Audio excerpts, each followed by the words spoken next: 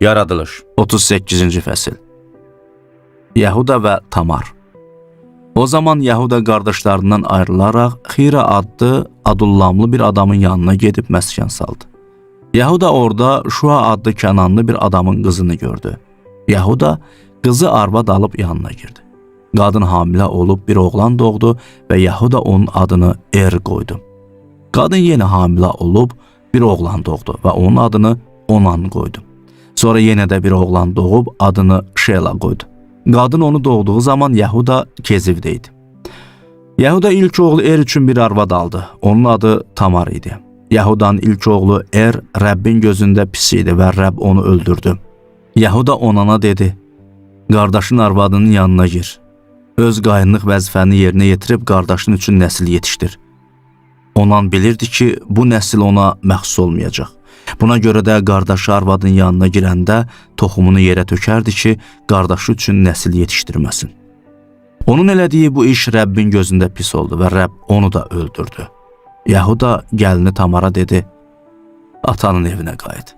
Oğlum Şela böyüyənə qədər dul olaraq qal." Yahuda fikirləşdi ki, Şela da qardaşları kimi ölə bilər. Tamar gedib atasının evində qaldı. Uzun müddətdən sonra Şuanın qızı olan Yahudanın arvadı öldü.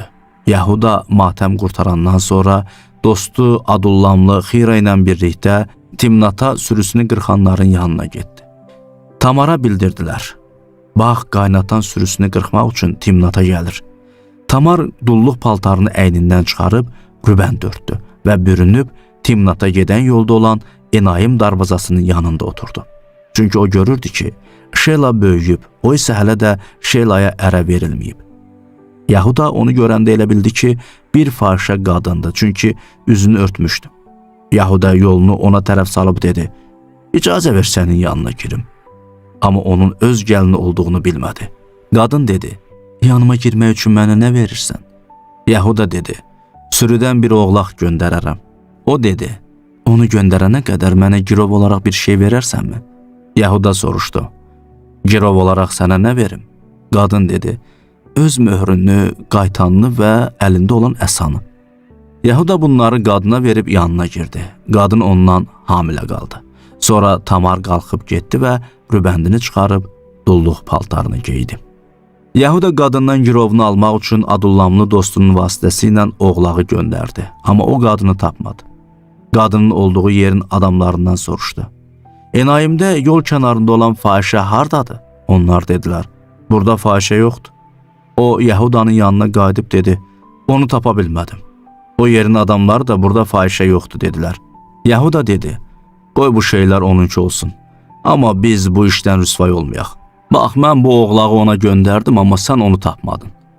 Bundan təxminən 3 ay sonra Yahudaya bildirdilər: "Gəlinin Tamar zina eləyib, həm də bu zinadan hamilə qalıb." Yahuda dedi: "Onu çıxarıb yandırın." O bayıra çıxarıldığı zaman qaynatasına xəbər göndərib dedi: "Mən bu şeylərin sahibi olan adamdan hamilə qaldım." Sonra dedi: "Bax, gör bu möhür, qaytan və əsa kimindir?"